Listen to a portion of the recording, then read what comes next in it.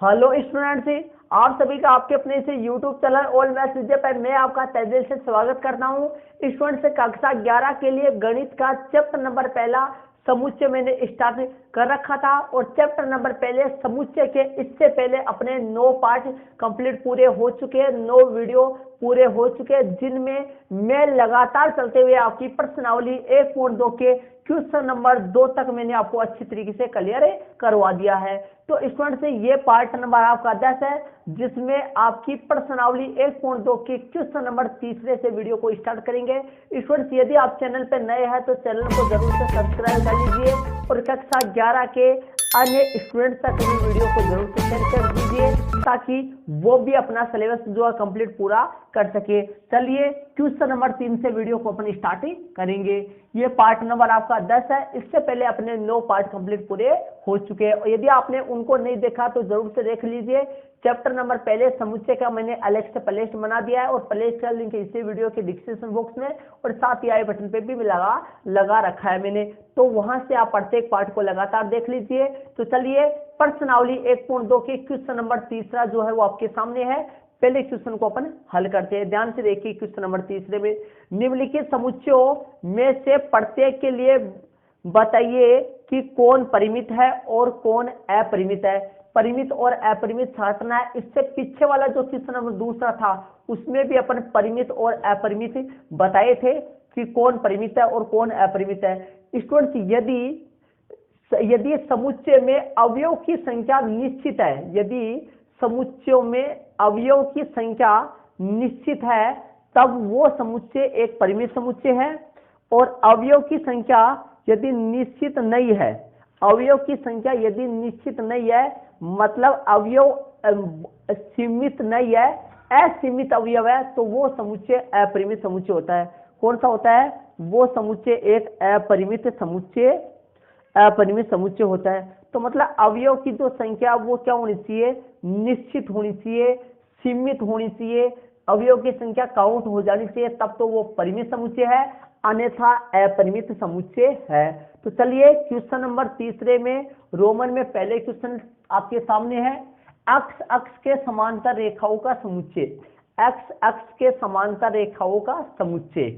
तो इनमें अपन देख लेते हैं कि अवयव की संख्या निश्चित है या नहीं है। देखिए एक्स अक्ष के समांतर रेखाओं का समुच्चय, देखिए ध्यान दीजिए, ये अपनी एक्स अक्ष है, ये अपनी एक्स एक्स है और इसके समांतर रेखाएं अपन खींचते हैं। एक्स अक्ष के समांतर रेखाओं का समुच्चय, तो एक्स अक्ष के समांतर ये वाई अक्ष अपनी एक्स अक्ष के समांतर रेखाएं खींचते हैं अपन, ये सभी एक्स अक्ष के समांतर रेखाएं है, एक्स अक्ष के ये सभी समांतर रेखाएं है।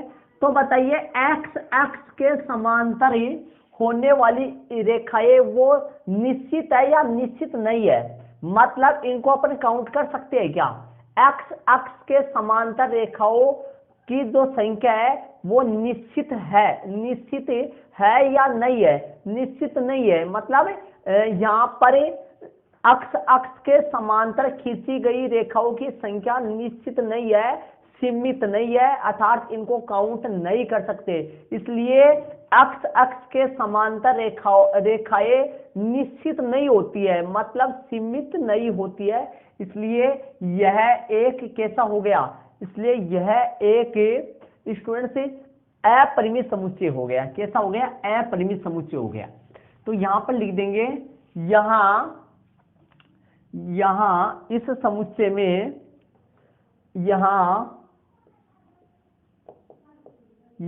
इस समुच्चय में यहाँ एक्स अक्ष के समांतर रेखाएं निश्चित नहीं होती है। यहाँ इस समुच्चय में अवयवों की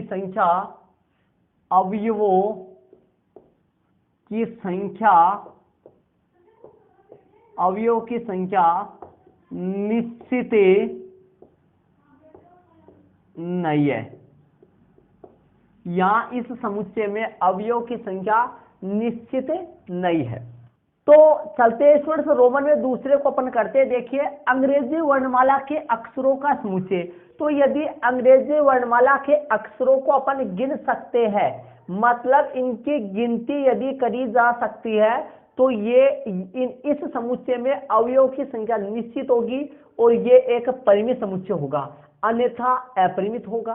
तो चलिए अंग्रेजी वर्णमाला के अक्षरों को अपन गिन सकते हैं। ए से लेकर जेड तक अक्षरों की संख्या जो है वो निश्चित है, इसलिए इस समुच्चय में अवयव की संख्या भी निश्चित है। तो यहां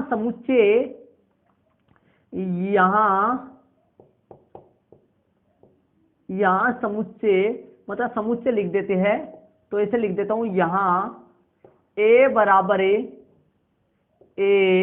बी स्मॉल दर्शाना है, ध्यान रहे, सॉरी कैपिटल नहीं दर्शाना है।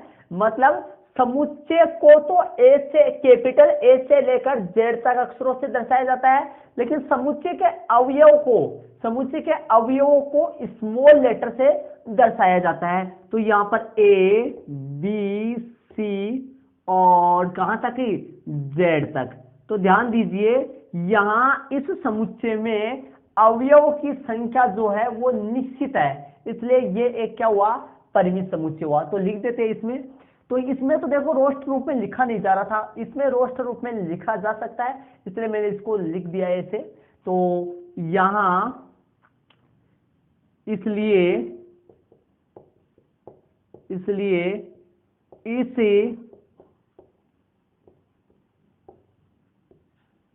समुच्चय में अवयवों की संख्या, इसलिए यहां इस समुच्चय में अवयवों की संख्या कैसी है, निश्चित है। अतः यह एक परिमित समुच्चय। कैसा है ये, यह एक परिमित समुच्चय। ये एक परिमित समुच्चय हो गया।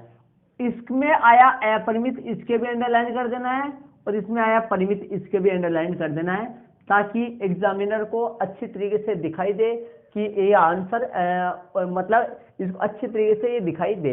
चलिए चलते हैं, आपके सामने समझ में आ गया होगा। दूसरे में क्या है कि यहाँ पर अवयव की संख्या निश्चित है, अर्थात अवयव की संख्या को अपन काउंट कर सकते हैं, गिन सकते हैं, इसलिए इस समुच्चय में अवयव की संख्या निश्चित है, अतः यह एक परिमित समुच्चय है। मैंने इनको रोस्टर रूप में लिख दिया, अर्थात सारणीबद्ध रूप में लिख दिया है, ताकि आपको समझ आ जाए कि ये डेश डेश अनंत नहीं चल रहा है, अनंत तक नहीं चल रहा है, मतलब लास्ट वाला पद जेड वाला है इसमें। चलिए इसमें चलते हैं, रोमन में तीसरा में चलते हैं। उन संख्याओं का समुच्चय जो 5 के गुणज है। बताइए उन संख्याओं का समुच्चय जो 5 के गुणज है। तो लिख देता हूं, यहां ए बराबर ए या बी बराबर ले लो, इसमें लिया था, कोई गलती नहीं उस तरह से। यहां बी बराबर बताइए 5 के गुणज है। तो 5 के गुणज कौन कौन होंगे देख लीजिए। यहां बी बराबर है 5, 10, 15, 20, 25, ऐसे चलता जाएगा, लेकिन ध्यान रखना इसका कोई लिमिट नहीं है, मतलब इसकी संख्या निश्चित नहीं है। तो यहां पर लिख देंगे, इसलिए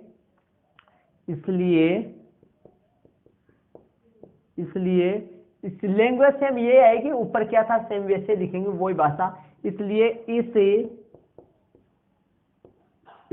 इस समुच्चय में अवयवों की संख्या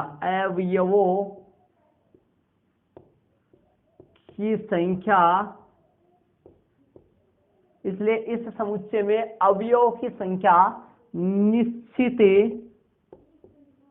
इसलिए इस समुच्चय में अवयवों की संख्या निश्चित नहीं है। मतलब इस समुच्चय में अवयवों की संख्या निश्चित नहीं है, अतः यह एक कैसा हो गया, अतः यह एक अपरिमित समुच्चय है।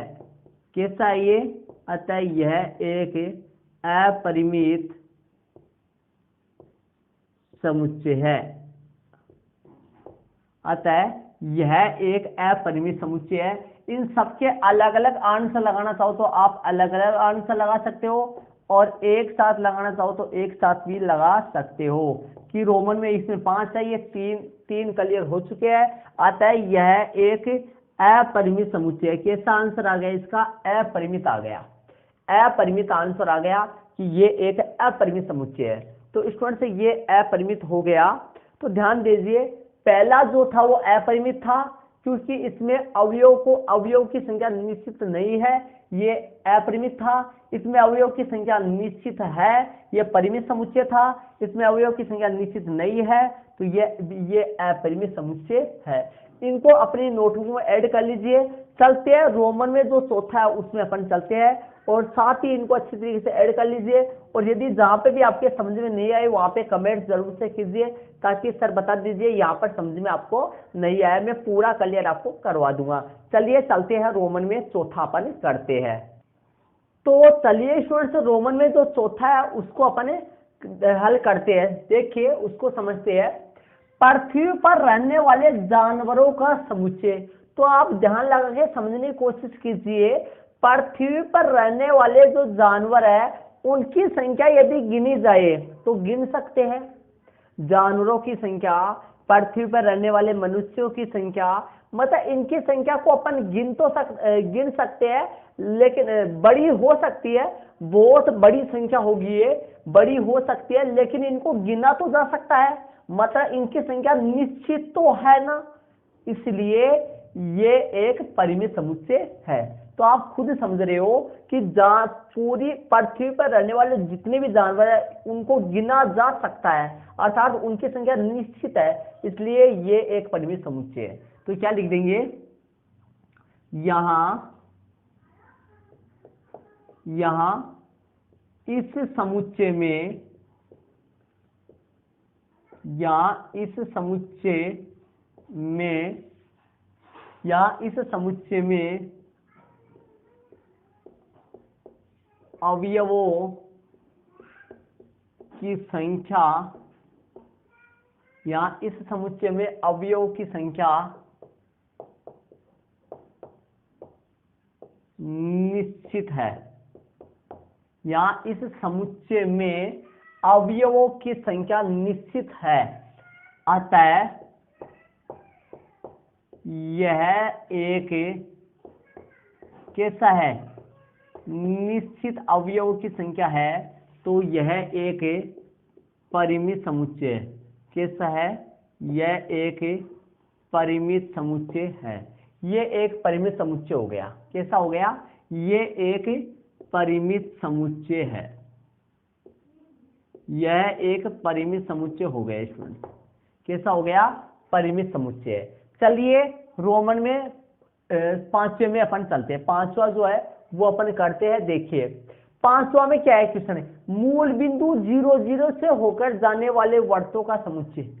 तो बताइए मूल बिंदु 0 0 से होकर जाने वाले वर्तों की संख्या निश्चित है या अनिश्चित है? मतलब वर्तों की संख्या को गिन सकते हैं या गिन नहीं सकते। देखिए बनाते हैं, देखिए समझते हैं। मूल बिंदु लेते हैं, ये मूल बिंदु ये आपकी एक्स अक्ष है, ये एक्स है, और ये आपकी वाई एक्स है। तो एक्स अक्ष है तो मूल बिंदु दोनों रेखाओं का प्रतिच्छेदी बिंदु होता है, तो आपका मूल बिंदु ये है आपका 0 0। ठीक है, तो मूल बिंदु ये है। मूल बिंदु से होकर जाने वाले वर्तों का समुच्चय। तो बताइए ये मूल बिंदु है, इससे होकर जाने वाले वर्त ये है। ठीक है, एक वर्त, इससे होकर जाने वाला दूसरा वर्त बनाए, त्रिज्या बढ़ा दी जाएगी, त्रिज्या बढ़ जाएगी। इससे जाने वाला वर्त और भी बना सकता हूं, चलिए इससे जाने वाला वर्त और भी बना सकता हूं, चलिए इससे जाने वाला वर्त और भी बन सकता है, इससे जाने वाला वर्त और भी बन सकता है, न जाने कितने बन सकते हैं। इस तरफ हो और इस तरफ भी बन सकते हैं।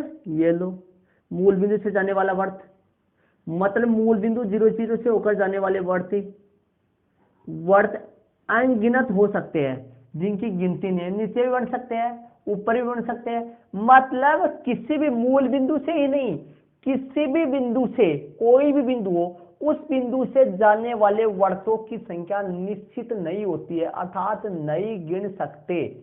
मूल बिंदु या किसी भी बिंदु, n1 कोई भी बिंदु हो, चाहे मूल बिंदु हो चाहे n1 कोई भी बिंदु हो, मूल बिंदु या n1 कोई भी बिंदु हो, उस बिंदु से जाने वाले वर्तों की संख्या निश्चित नहीं होती है, इसलिए ये एक अपरिमित समुच्चय है।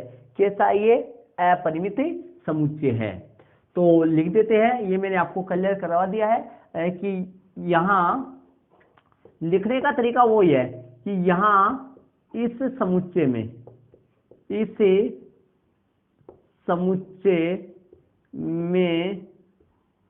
अवयवों की संख्या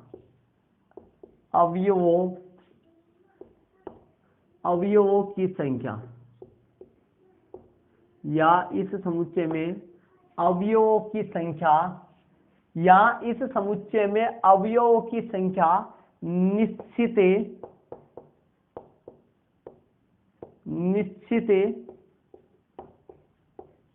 नहीं है, अतः यह एक अपरिमित, मतलब अवयवों की संख्या निश्चित नहीं है, अवयवों की संख्या यहाँ पर निश्चित नहीं है, अतः यह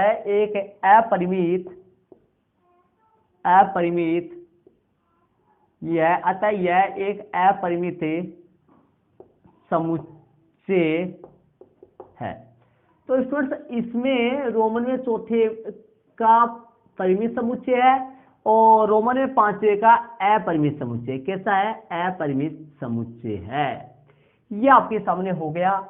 तो प्रश्न नंबर 5 पूरे कंप्लीट हो चुके हैं। इनको आप अपने नोटबुक में ऐड कर लीजिए। इसका आंसर परिमित आया है और इसका आंसर अपरिमित आया है। तो इनको आप ऐड कर लीजिए अपनी नोटबुक में और साथ ही फिर नोटबुक में ऐड कर लीजिए, क्योंकि इनमें देखिए, इनमें जानवरों की संख्या निश्चित थी, इसलिए अवयव की संख्या, समुच्चय में अवयव की संख्या निश्चित है, ये परिमित हो गया।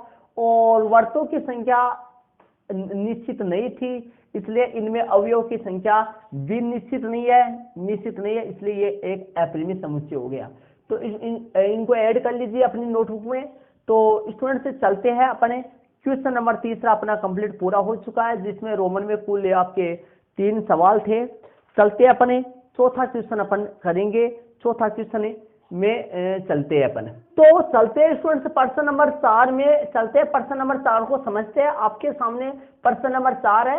प्रश्न नंबर 4 में ध्यान देना है आपको। समझिए क्या कह रहा है प्रश्न नंबर 4 में। निम्नलिखित में बतलाइए कि ए बराबर बी है अथवा नहीं, मतलब कि ए समुच्चय बी समुच्चय के बराबर है या फिर नहीं है, ये अपने को बताना है अगले को कि भाई समुच्चय ए समुच्चय बी के बराबर है या फिर नहीं है। तो ध्यान दीजिए, समुच्चय की दो समुच्चय बराबर कब होते हैं? सुनिए ध्यान से। ए से दो समुच्चय, जब कोई भी दो समुच्चय ए और बी बराबर होने के लिए क्या चाहिए?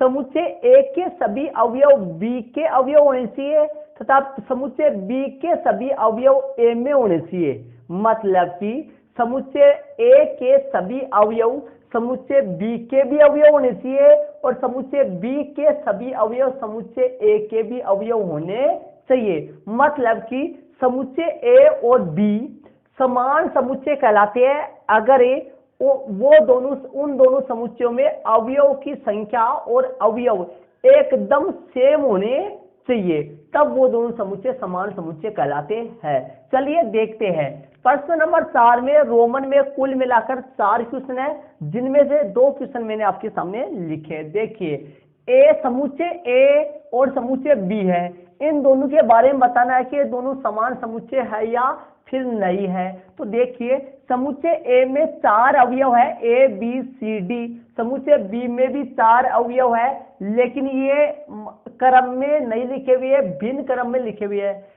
यहाँ पर ए बी सी डी और यहाँ पर डी सी बी ए। तो इस समुच्चय ए में ए अवयव है, तो ए अवयव समुच्चय बी में भी है। समुच्चय ए का बी अवयव है, तो बी समुच्चय बी का भी अवयव है। और सी आए तो सी इसमें भी है, डी इसमें है तो डी इसमें भी है। मतलब समुच्चय ए के सभी अवयव समुच्चय बी में विद्यमान है और समुच्चय बी के सभी अवयव समुच्चय ए के भी अवयव है। तो ये दोनों, इन दोनों समुच्चयों में अवयव एकदम सेम है, समान है, इसलिए ये दोनों समान समुच्चय कहलाएंगे। तो यहाँ लिख देंगे, यहाँ दोनों समुच्चय के अवयव, तो यहाँ इसमें लिख देंगे अपन यहाँ दोनों समुच्चय। तो ध्यान दीजिए, यहाँ दोनों, यहाँ दोनों समुच्चयों, यहाँ दोनों समुच्चयों के अवयव, यहाँ दोनों समुच्चयों के अवयव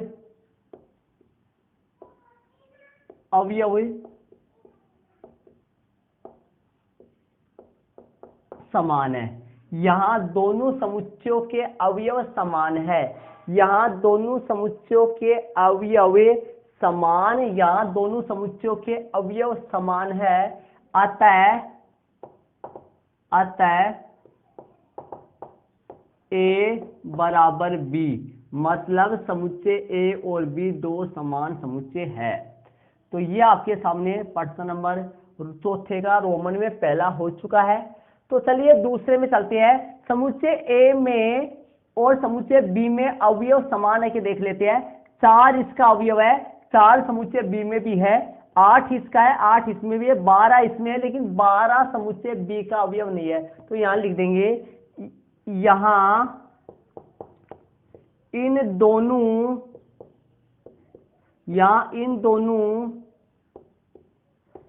समुच्चयों में अवयव समान नहीं है।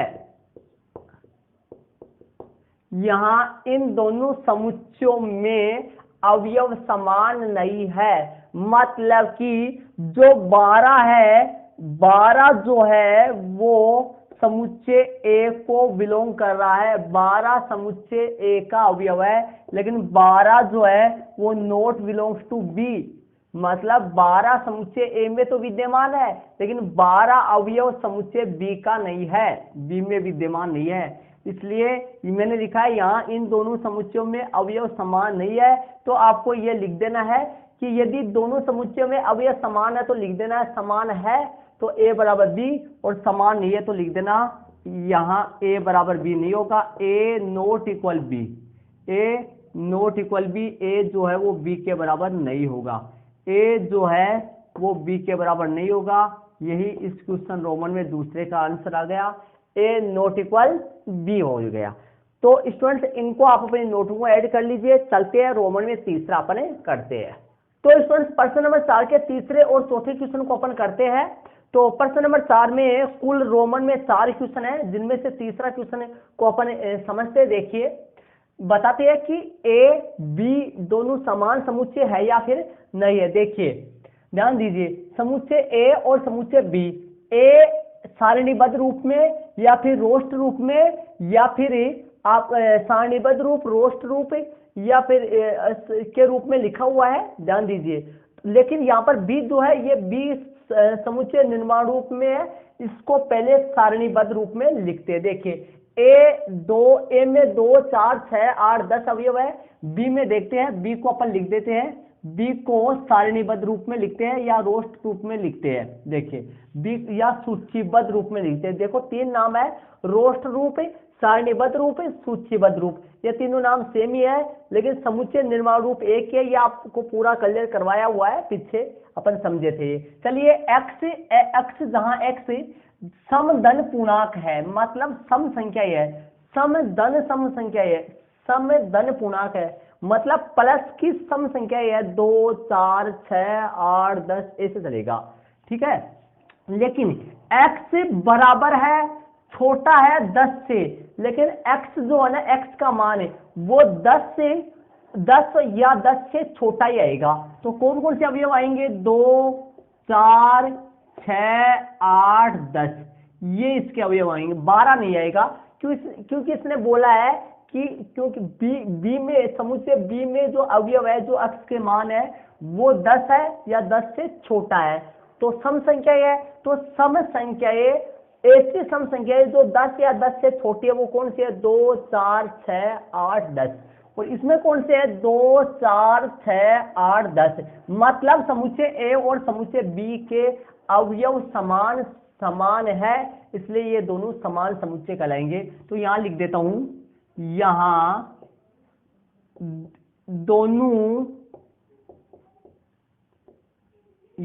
दोनों समुच्चयों के अवयव समान है। या दोनों समुच्चयों के अवयव, इन दोनों समुच्चयों के अवयव समान है। अतः ए बराबर बी, मतलब ए जो है वो बी के क्या है? बराबर आ चुका है। तो ये हो गया आंसर रोमन में तीसरे का। चलिए चौथे में अपन चलते हैं, चौथे को समझते हैं। देखिए चौथा में, देखिए ये समुच्चय निर्माण रूप में लिखा हुआ है।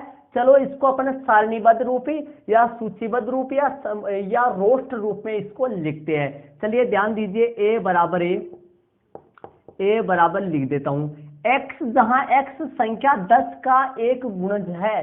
संख्या 10 के गुणज मतलब जिनमें 10 का पूरा पूरा भाग जाता हो वो संख्या 10 के गुणज होते हैं। तो 10 के गुणज में 10, 20, 30, 40, 50 इस तरीके से चलते रहेंगे। तो ये आ गया समुच्चय, ठीक है। और बी समुच्चय क्या है वो देख लेते हैं। बी समुच्चय आपके सामने लिखा हुआ है, ये लिखा हुआ है साफ, इसमें देखो।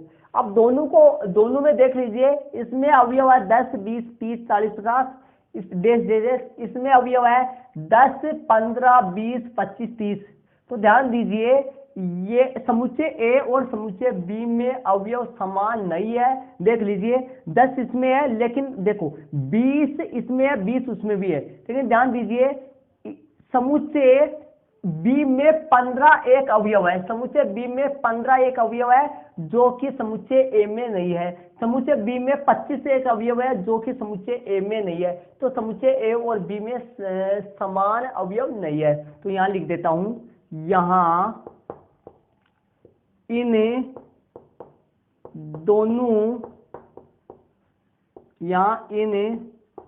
दोनों समुच्चयों में अवयव समान, यहाँ इन दोनों समुच्चयों में अवयव समान नहीं है। यहाँ इन दोनों समुच्चयों में अवयव जो है वो समान नहीं है। यहाँ इन दोनों समुच्चयों में अवयव समान नहीं है। अतः ए नॉट इक्वल बी, ए जो समुच्चय है वो बी समुच्चय के इक्वल नहीं है। ए नॉट इक्वल बी, ये आपके सामने रोमन में चौथा हो गया। तो रोमन में जो तीसरा है वो ए बराबर बी आया, रोमन में जो चौथा है वो ए नॉट इक्वल बी आया। तो स्टूडेंट्स इनको आप अपने नोटबुक में ऐड कर लीजिए। तो स्टूडेंट्स मैंने आपको इस वीडियो में आपकी प्रश्नावली 1.2 के प्रश्न नंबर 3 और प्रश्न नंबर 4 को हल करवाया है, और इसके आगे वाले जो क्वेश्चन नंबर 5 है वो आपको अगले पार्ट में मिल जाएगा। प्रत्येक पार्ट बने हुए है, पार्ट वाइज वीडियो को जरूर से देखें। और साथ ही स्टूडेंट्स यदि आप चैनल पर नए हैं तो चैनल को सब्सक्राइब जरूर से कर लीजिए। Okay students, thanks. इसी के साथ अपने अगले वाले पार्ट में मिलते हैं। जय हिंद।